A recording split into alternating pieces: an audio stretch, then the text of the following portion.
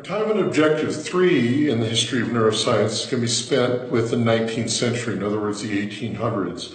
We're going to see how physiology and histology and electricity, an understanding of those subjects came together to lead to advances in the field that still wasn't called neuroscience, but we would call it neuroscience today. And of course, now it's time for Charles Darwin to make an appearance.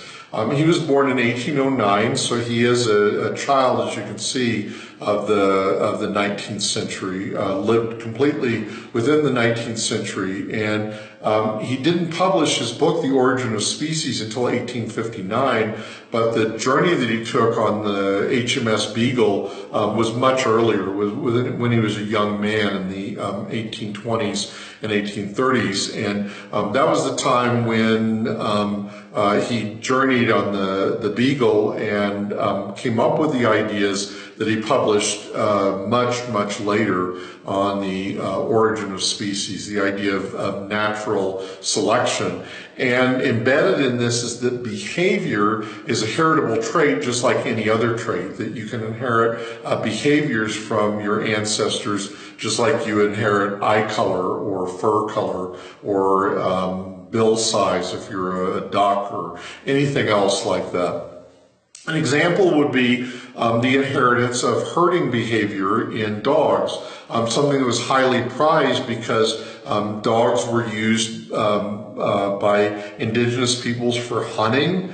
Dogs were used to protect the community. Dogs were used for all kinds of different purposes, and many of those purposes required that dogs develop their innate ability to hunt down prey in a pack, working with conspecifics, working with other dogs. They would read each other's body language, they would look at each other, they would communicate with each other non-verbally, of course, and in that way decide in which way they were going to manipulate a flock of animals so that the one who was the tastiest or the weakest or the oldest would be cut from the herd. And so they made this collective decision, and there's a part of the brain that does that. It's called the prorean gyrus. And the prorean gyrus was what developed, we know from fossil casts of the ancestors of modern dogs from 40,000 years ago, that they had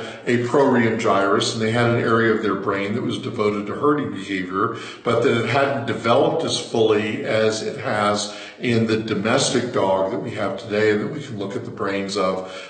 You can see a lot of other gyri and sulci are developing too, and these morphological changes are underlaid by microscopic level changes by the thousands and by the millions and by the billions. Just changes in individual synapses bulk up that area of the brain when you have thousands and thousands of synapses that develop. We'll talk about that later on in the course.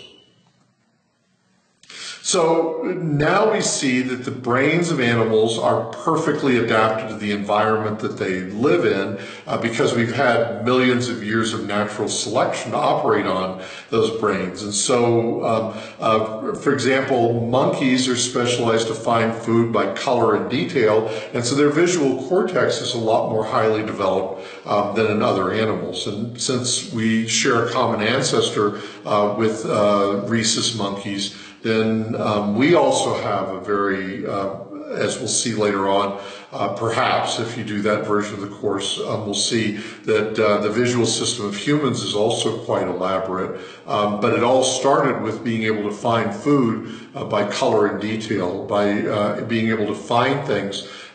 Visually turned out to be a really good survival skill for our ancestors, our common ancestors between us and the rhesus monkeys.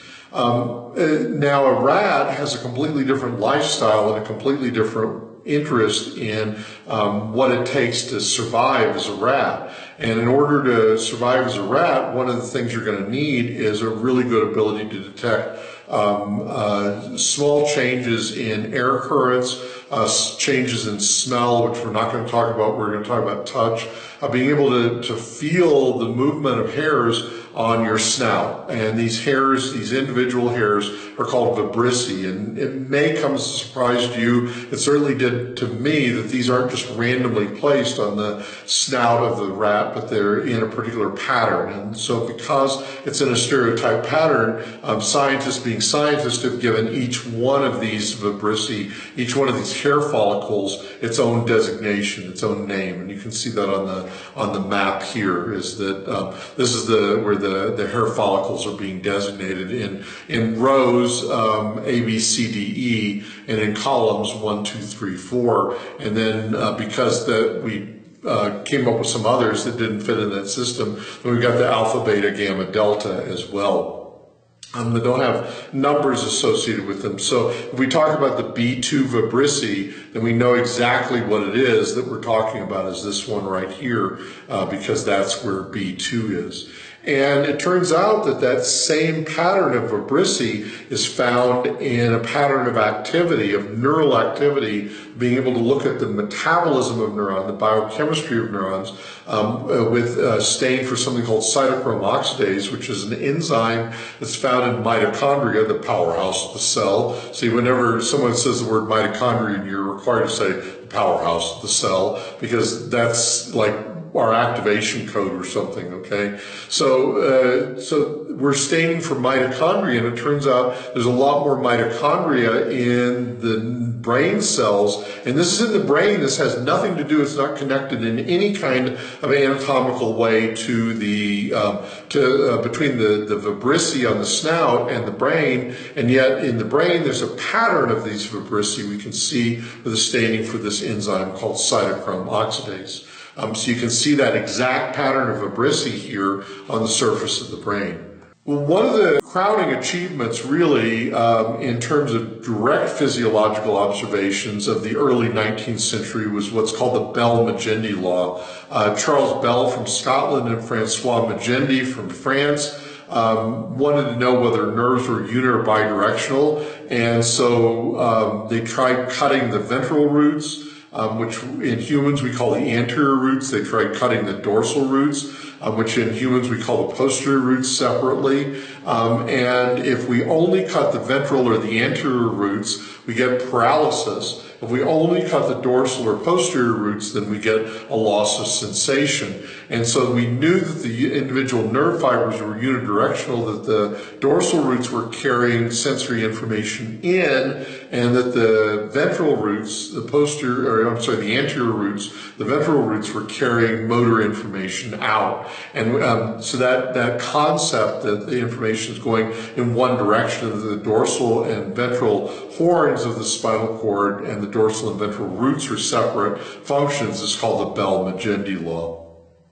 But individual nerves, individual spinal nerves, we can show can carry information in both directions. So even though they're specialized and they're set up anatomically to carry information only one direction, they're capable physiologically of carrying information in both directions.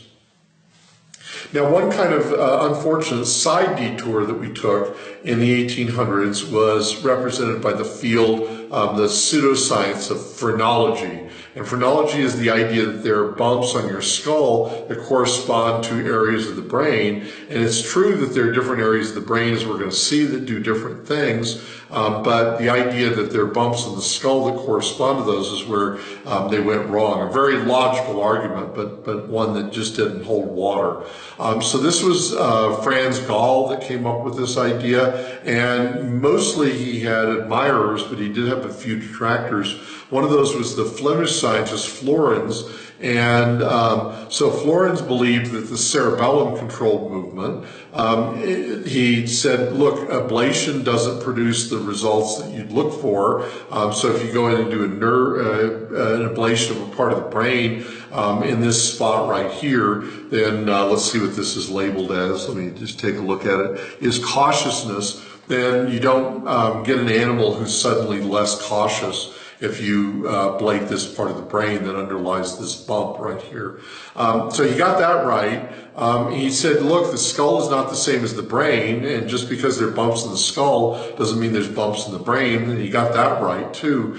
But he thought that all areas of the cerebrum, the bigger brain here, participated equally in both sensory and motor functions, and that's something he got wrong, that we're going to see the refutation of in just in the next couple of objectives.